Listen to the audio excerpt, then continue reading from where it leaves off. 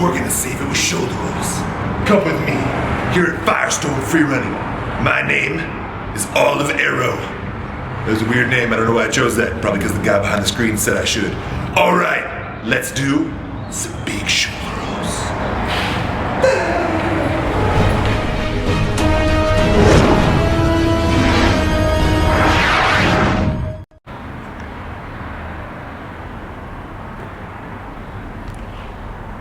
You failed this city. But together we can save it. The only way you can do that. Dramatic effect, pause for dramatic effect, look over. Is with shoulder rolls. My name's Olive Arrow, and today we're gonna be doing the drop shoulder roll. So you can save this city. And if you don't know what that joke's from, that's okay, neither did I 5 minutes ago. Let's do it! All right, beautiful people, it is time to work on the third and final part of our shoulder roll, the actual dropping into and absorbing into our shoulder roll. No longer are we doing forward rolls or going from our knees, we're now actually gonna learn how to take this thing to the concrete. If you have not watched our first 2 tutorials on how to do your forward roll and how to do your kneeling shoulder roll, I highly recommend you do that first, because if not, this one is going to hurt. You are going to do it wrong. In fact, even if you watch those tutorials and practice a bunch, you're still gonna do a bunch of them wrong. Why? Because shoulder rolls are complicated. They're all about turning your body into the right position at the right time with the right amount of momentum. The bigger you drop from, the more you have to make changes to what you're doing. Leaning too far forward because you're over-rotating a trick, the more now you have to think about your foot placement, your hand placement, and when you're going to roll.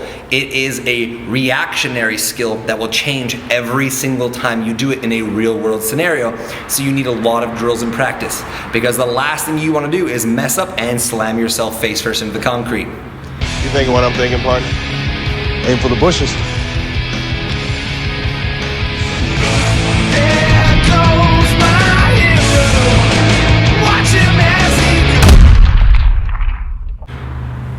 That's why I wear this thing, so you can't see how many times I smashed my face in the concrete.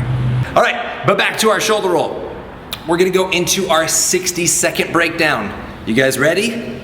Let's do it. So when we do a drop shoulder roll, we are going to be absorbing a lot more, which means we want our feet fairly close together. When this happens 90% of the time, you are jumping forward, which means when you land, you're gonna be a little lean forward over your toes, and that you should have your feet in a split step position like this. If my feet are together, although it is doable, it can be more difficult. If I'm dropping straight down to absorb into a roll, I'll have my feet together. If I have a lot of forward momentum, like I'm vaulting, and then I start to lose control and I need to roll to protect myself, I want a bit of a split step. When this happens, make sure that you realize which direction your body is turning. If I am turning towards my right, I need my left foot in front for a left shoulder roll. If I'm turning towards my left, I don't want to try to be reaching over here for a shoulder roll. This is just going to pull a bunch of my ab muscles and really upset my ribs.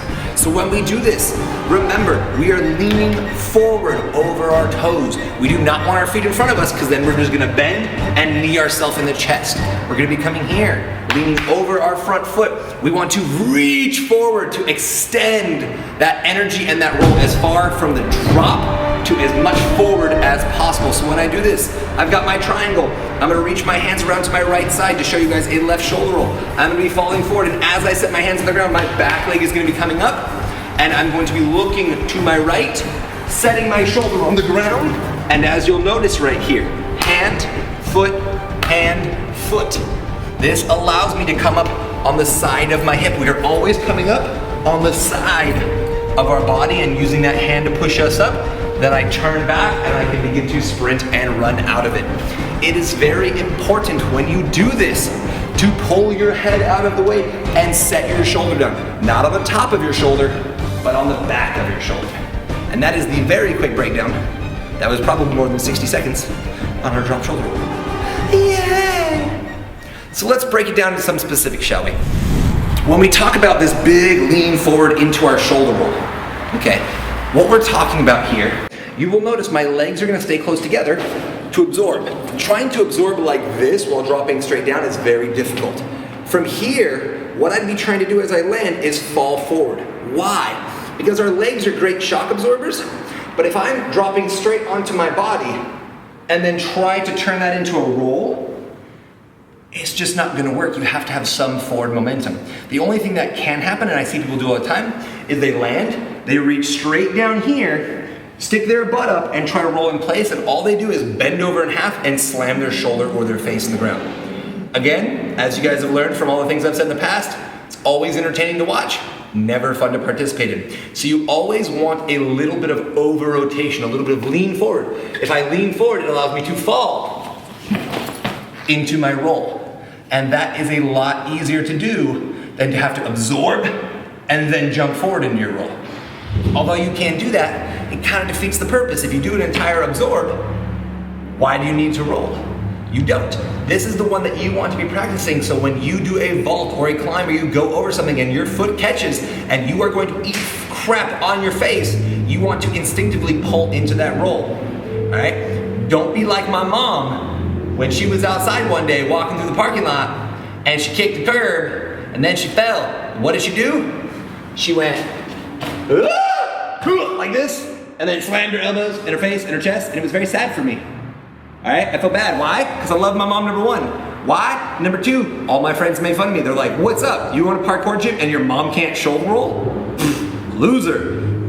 So that sounded bad because now I'm like, don't be like my mom. My mom is pretty awesome, so be like my mom, but not in that one instance. Sound good? That's weird that you guys just all became late 50-year-old women. But other than that, no? Oh, you're not sure? Just kind of ambiguous? It sounds like way too political of a discussion that I don't want to get into. Yeah. Okay, back to the shoulder rolls! So, when I'm coming out of my shoulder roll, a lot of times we are taking a big jump or a leap off of a second story like we did over here. When that happens, we have a lot of forward momentum. Although you can land with your feet together, it can become significantly more difficult. So we want to go into what's called a stagger or a split step. This right here. Not like a huge lunge like we were doing in our floor tutorials, but our feet just a little bit further apart. That way when we land, I can transition, I can roll from one foot onto the other foot and place the hands down. I'm having that motion rolling forward as opposed to absorb and then straight to the hands. This is gonna make your life a lot easier when you do it. Now again, since we have so much forward momentum, we're not gonna be setting our hands incredibly close to our body like we were in last week's tutorial with that dirty Roman centurion or general. I don't know, all I remember was he had a big butt. It was like gluteus maximus, bigimus, ugliest, stinkiest, or something like that.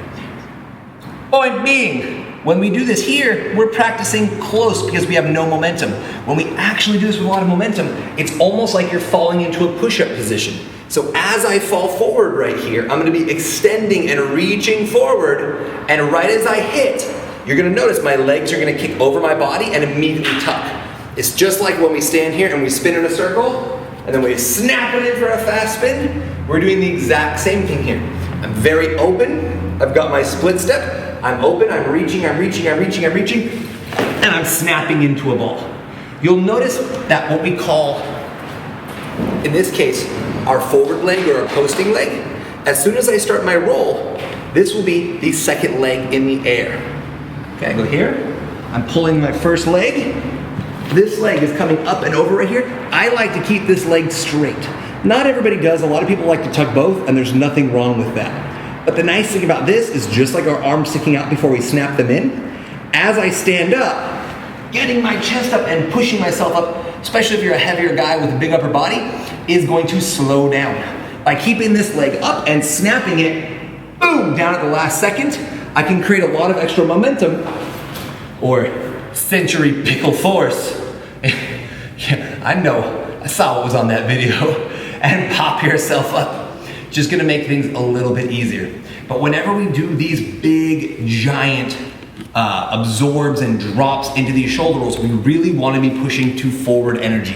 The more forward momentum we have that we can turn into a good, solid roll, the easier our lives are going to be, and the less our legs are gonna have to work on absorbing down.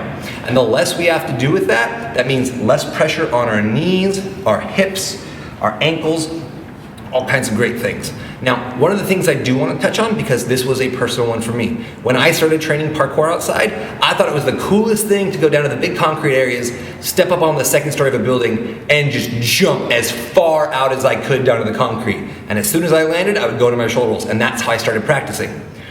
Unfortunately, when I started doing parkour, there were no parkour gyms in the US. There was very little bit online other than watching really cool people do really crazy stuff in Europe. There was nobody training, nobody explaining what was going on, and so I made some very simple and silly mistakes that led to some injuries. The most prominent of which is, one of these days I'll walk around with a shirt on and you guys can see I have a calcified lump, like a big little boop, right here on the top of my right shoulder. The reason I have that is if you hit a bone over and over and over again, any of you guys that do martial arts, you know that that bone, the calcium starts to grow and it becomes bigger and stronger to protect that bone. So I got a little lump right here. What's that from? That is from when I was doing shoulder rolls. I was coming down and setting my shoulder, boom, the top of my shoulder right here onto the ground. Well, imagine what happens when you take something really hard like a bone and just slam it in the ground. Number one, it hurts. Number two, it will start to protect itself by building more bone to keep itself strong so it will not get destroyed by that slam. What we want to do instead is make sure when we do this, that as I start to set myself down, I jump my legs and butt up. As my legs and butt go up in the air, I can then, instead of sitting down on top of my shoulder, roll over a little more and set myself down on the meat of my shoulder, back here where our scapula is. This whole area has a lot more meat behind it than the top right here. Unless you're one of those giant bodybuilder dudes that has that like softball, like tumor thing going on right here, you know? There's one on that side too, but we're talking about this one right now. All right, we don't want to be slamming down there because it's all bones. All right, especially with your collarbone right here, that thing is easy to break. So we want to set down on the back of our shoulder where all of the muscle and the padding is. That one will take practice. Just like when we roll up, we're not rolling up straight. You guys remember, we're not rolling up here over the nubs of my back and then right onto my hip bones. That sucks, okay? What we want to be doing, again, just like I went over the pad of my shoulder right here, now I'm gonna go onto the pad of that booty, right there on the side. This will take a lot of practice of rolling back and forth, especially on concrete.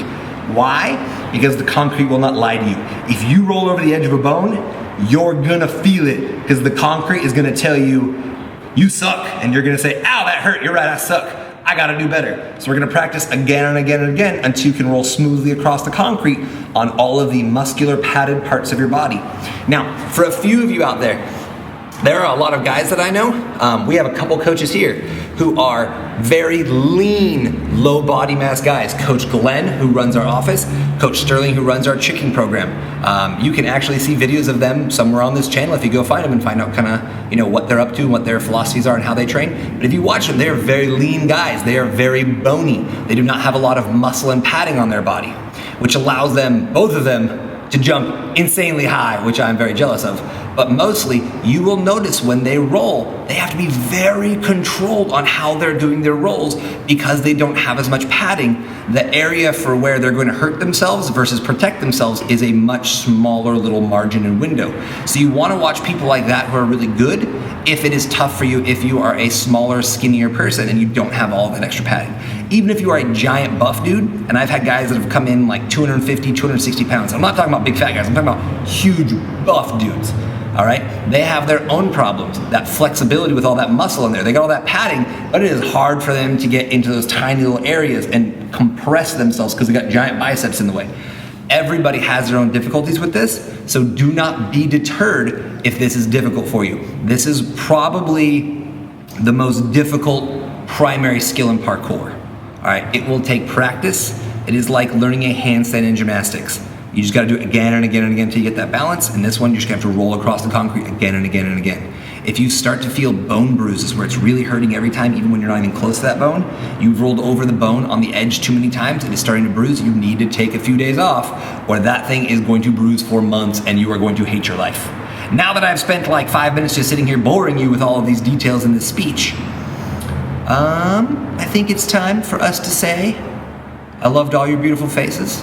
I've really enjoyed doing our White Rank Parkour series. We've gone over a crap ton of different skills for floor, for vaulting over objects, for climbing up and down walls and how to protect ourselves while jumping to and from walls. And we have also finished with our bars, and now we've gone back to floor for our shoulder rolls because they were so complicated. I've really enjoyed doing this. We're gonna be coming back in a few weeks with a couple of different things. One, we're gonna be coming back with mobility drills, how to warm up your joints before you train. This is one of the most underrated things that you ever hear about. Most gyms just completely skip it, which is one of the worst things you can do because there is a reason every football, soccer, hockey, baseball, basketball league with all these $100 million athletes are doing mobility training as the very first thing they do in every single practice. It's important and it's scientifically proven to work. We're gonna do mobility drills. We're gonna be going over different ways to do warm-ups, whether it's for parkour, tumbling, tricking, whatever. And after we finish those, we're gonna be starting our next white rank series on gymnastics tumbling. This is gymnastic style tumbling in a straight line. This is how you learn round-offs, handsprings, front flips, back flips, how to step out of flips so you can continue those awesome tumbling paths, something you see from a lot of trickers. All right, if you really enjoyed this series, let me know. If we get enough followers, enough comments, all that fun stuff, I'm gonna come back and do our orange rank parkour series. That is our level 2 of 7 levels. We have twice as many skills in our orange rank parkour, and the good news is, if you follow the white rank, you learned all the skills. Orange rank is just skills that build upon those original skills, so you're gonna have a leg up. It's gonna be nice and easy. As always, my name's Justin Taylor. You've been here at Firestorm Free. Wait. My name's Olivero, and he failed this city. Here at Firestorm Freerunning and Acrobatics. And that didn't make any sense. But I don't care anymore. So, bye-bye. Oh, I'm supposed to do like something cool to run out of here, usually, huh?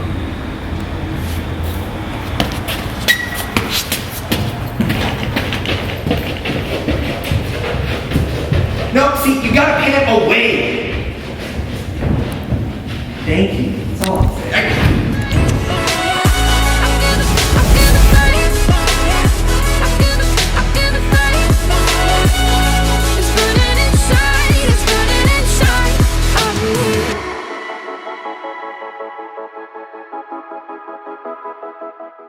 You're still here. It's over. Go home.